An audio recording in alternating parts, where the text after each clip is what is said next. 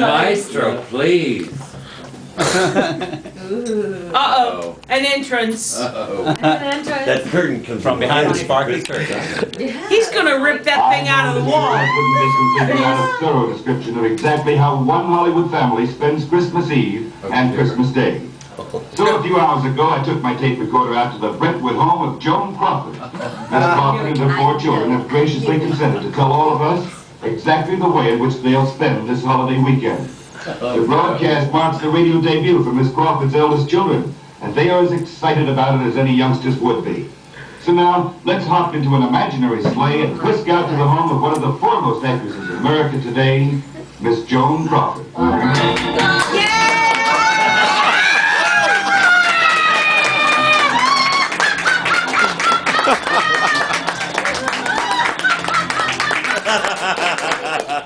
Now we're settled in the living room of Miss Joan Crawford. The Christmas tree at one edge of the room is almost snowed under with packages. Across the white carpet on the other wall, a stately colonial fireplace is prepared for the flames that will be warming the room before long. And the mantel is waiting for the Christmas stocking. Miss Crawford and her children are seated on one davenport facing her.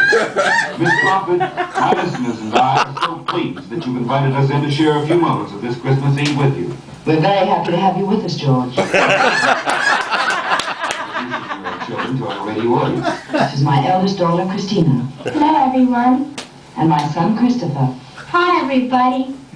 And my twins, Cynthia and Kathy, who will content themselves with smiling for your listeners since they're not quite 3. How old are you, Christina? I'm 10, Mr. Fisher. And Christopher, you're certainly growing up fast. How old are you?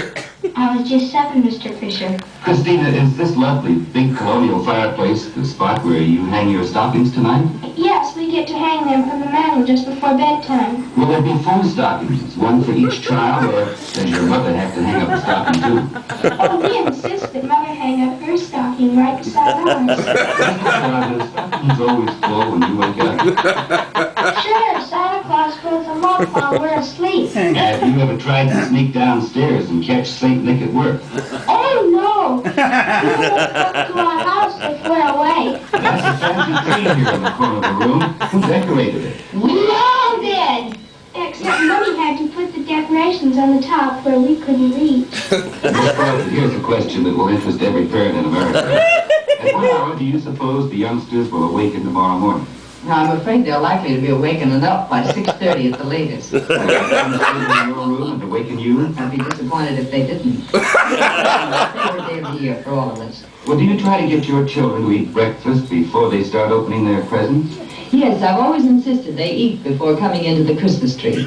Every other morning of the year, they dawdle over their food. But Christmas morning, oh, breakfast is the quickest meal on record. Do you and your brother and sisters send presents to lots of people at Christmas time? Yes, we do, but besides giving to our friends, we like to send presents every year to boys and girls in other countries across the ocean. And I suppose you receive all sorts of gifts from people you don't even know. Oh, yes, people who see Mommy in the movies send us lots of lovely things. They're so nice, George, remembering the children every year. It's easy to see, looking over the gigantic group of packages under the tree now, that the youngsters will have enough presents to keep them busy for months. Yes. You see, I don't let them have all their presents at one time. They'll get to play with them all, all day tomorrow, and then we put a large group of them aside. From tomorrow on, they earn their gifts. Well, if they stay on their good behavior, they're given their choice of what present they want next.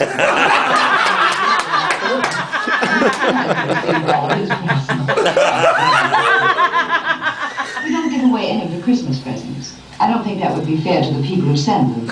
But what we do is to have a complete house cleaning 3 times a year.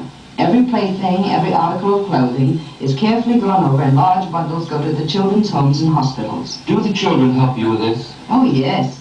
I think it's excellent training for them. I always see to it that they give up something they really love. What one thing do you want more than anything else to be in one of your packages tomorrow morning? A pair of Hopalong Cassidy guns. What do you hope St. Nick leaves for you? More than anything else in the world, I'd like a collie dog like Lassie. Could you tell us what you would call your most exciting Christmas? I think the happiest moment of my life was the Christmas the children came into our home. I don't see how any home can be complete without children, or how any Christmas can be really enjoyed without youngsters around. And I suppose you'll tell us what's going to happen for the rest of the evening after I leave. Well, Cynthia and Kathy will be off to bed pretty quickly. I've discovered that there's no point in trying to get Christine and Christopher to bed for hours. They're too excited. They couldn't possibly sleep. So they'll help me with last-minute things, and we'll talk about tomorrow and watch the Christmas tree lights. Then in a little while, we'll welcome some of the children's friends who will be in to help us sing Christmas carols. I imagine we'll sing Jingle Bells even before Cynthia and Kathy go to sleep. Christine, what's your favorite Christmas time song, dear?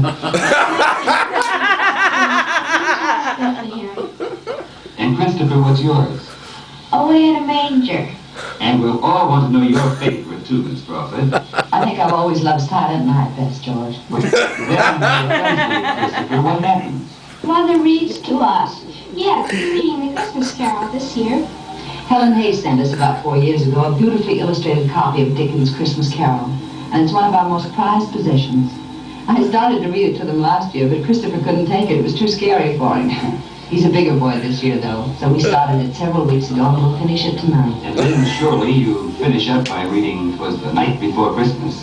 No Christmas Eve would be complete without that. Do you remember the last two lines? I do. So do I. Well then, as a Christmas present to all of us, you suppose you could say those lines for us? And I heard he exclaim, ere he drove out of sight, Merry Christmas to all, and to all a good night.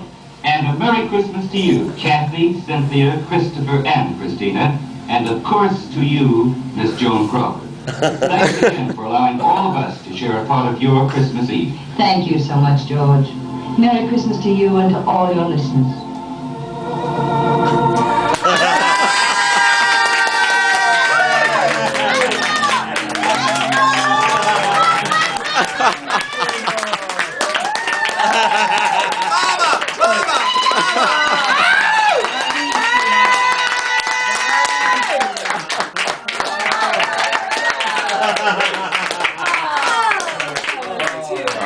That was too Make him perfect. do it again.